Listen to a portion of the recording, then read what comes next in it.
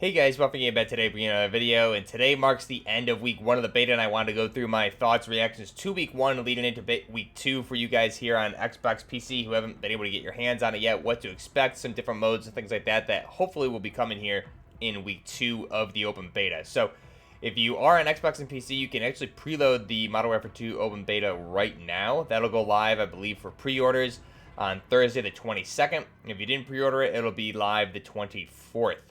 Again, that will go live at 10 p.m. or 10 a.m. Pacific Standard Time and 1 p.m. Eastern Standard Time. So this video will get into all of that about the open beta for week 1, what to expect for week 2. Now, as of recording this, there is Xbox players that have been able to get into private lobbies for Warzone or for Modern Warfare 2.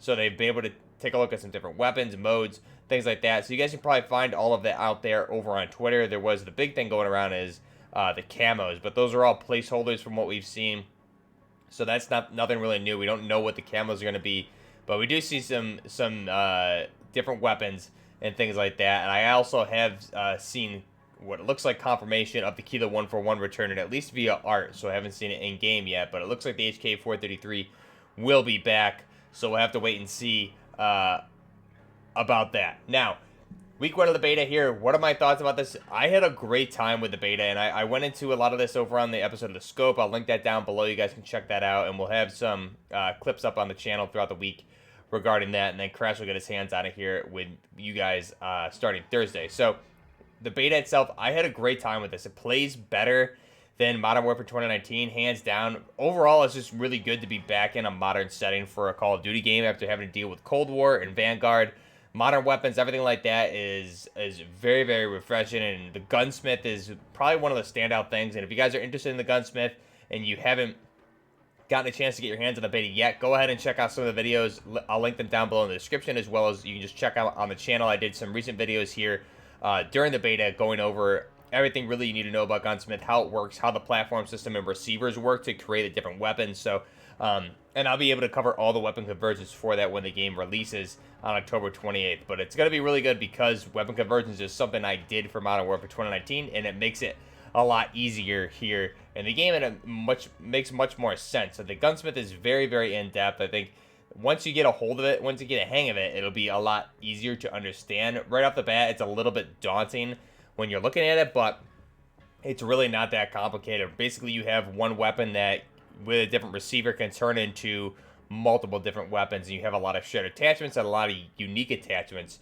for that weapon based on the receiver type, which converts it into another weapon. So on top of that, we have a lot of different attachments which create different variants of the weapons, which is really, really cool as well. So there's a lot of content here in regards to weaponry in the gunsmith. The gunsmith is very, very improved, and it reminds me of a mix of Tarkov and World War III to some extent.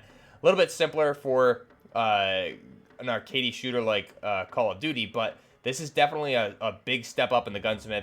There's nothing simple about it or just straightforward. I think not that it's hard to understand, but they went above and beyond what I expected them to do here for the gunsmith here in Modern Warfare 2. I knew it was going to be big. I knew there was going to be changes from what we saw in Modern Warfare 2019, as well as things that they had done with Vanguard and Cold War, which really were nothing new compared to what we had seen previously. So they went way above and beyond here from what I was expecting. I love the gunsmith. Now, the game itself played amazingly. I think the movement and everything was very, very fluid. The gunfights felt really, really, really good. Headshots are definitely key. There's a lot of engagements where I'll die super quick, and it can be a little bit frustrating at first when you watch the kill cam. I mean, you're just getting hit with a headshot. So definitely reinforces the idea of aiming for the head. And also, one thing that I really like about this is, even though we're not on huge maps here, these are relatively small maps, and the engagement distances, they really balance the weapons well as far as damage drop off at specific ranges and things like that. Things like the Glock 18 full auto really doesn't do a ton of damage unless you're right up in someone's face. You're typically going to lose gunfights with using that as a secondary. So even though it's viable for close quarters, you're not going to get away with it in anything outside of like 2 to 5 meters, I would say. And a lot of the weapons, even like an M4 platform, based on what kind of attachments you're using, you can't really stretch that thing out too far. You can obviously get kills, but it's going to take more bullets, and you can kind of feel it. So even if the game has a fast DTK, there's still a good amount of fairness within the gunfights at specific ranges. It feels you're not dying as quick as you would in Modern Warfare 2019 with the longer range engagements, I feel. So I'm really looking forward to seeing what they do with week 2 of the beta with different game modes, which we'll get into. But gunfights feel very fluid. Gunsmith is awesome. The map design is really, really good. The one hotel map, I'm a little sick of at this point just because I played it so many times that the beta kept coming up. But regardless, it is a very, very good map, which I do actually enjoy it quite a bit. Just for some reason, it just came up so much in the playthroughs for the week 1 of the beta over and over and over. But a lot of good stuff there. My number one mode takeaway would be third-person mode. Now, this is not a mode I expected to really like. I'm not a big third-person shooter fan. However, I have been playing a lot of Ghost Recon Wildlands lately, a little bit of Breakpoint, and I was excited to see how this worked. And honestly, they nailed this. I remember, I think they had third-person mode back in the original Modern Warfare 2 and maybe a little bit in Modern Warfare 3 that I don't think I ever really played. But in this third-person mode, it plays amazingly, and not only does it look really good, being able to see your operators, but it does have a perfect third-person mode feel, like kind of like the old SOCOMs. Now, there's no cover system, obviously, like you would expect with something like Wildlands or something, but it does play more like an older SOCOM game where you are able to position yourself, use the camera angles to look around corners, and move into firefights. And the only caveat here is when you do get into firefights, you are going to ADS into first person. There's no option from what I can see to shoot in third person unless you're just going to hip fire, but it plays really, really good. And I had a lot of fun with this mode. And honestly, I played my best games in the third person perspective. So it works out really well. You can also switch your shoulder. So depending on what kind of buildings you're coming up on, which way you're trying to look around the corners and peek, you can change your camera angle over your shoulder to left or right just by hitting the thumbstick or whatever it would be on PC. But really easy, very intuitive, and easy to pick up. And again, just a lot of fun. That is something that's a good break from this typical first-person modes here. Just really, really good fun. Something you can enjoy. We were playing it with some of the community members here the past couple days and over on stream as well. So that's a lot of fun. And the operators are really, really detailed, and I like the operators. I'm excited to see things like what kind of overall weapons we have at launch of the game as additional operators, because the operators, you can see where they're going with this, definitely improved over Modern Warfare 2019, so that's a big plus. Overall, the graphics are night and day better, and the gameplay, I didn't disable motion blur or world of blur or anything like that because I wanted to experience how the game looked, and honestly, I'm probably going to leave it on just because it looks so good, and it really doesn't take away from me being able to see enemies or get shots on target or anything like that. So I think that's a really good thing.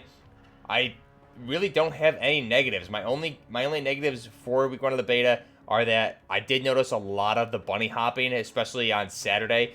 It seemed to go down less and less after that. Didn't see it as much the remaining days of the beta after Saturday. However, bunny hopping, I would like to see maybe some sort of light cooldown to it so you just can't spam it over and over and over. I think it's completely fine to be jumping around corners and getting into gunfights like that. That's completely old school COD, no issues with that.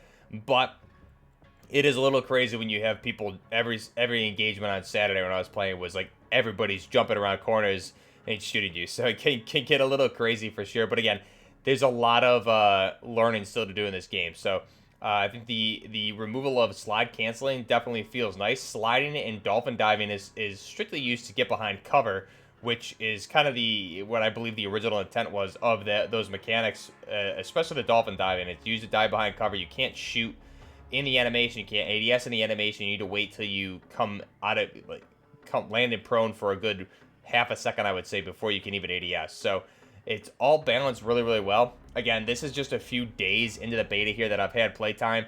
I believe I leveled up just about every single weapon available in week 1 of the beta up to the max level cap of 15.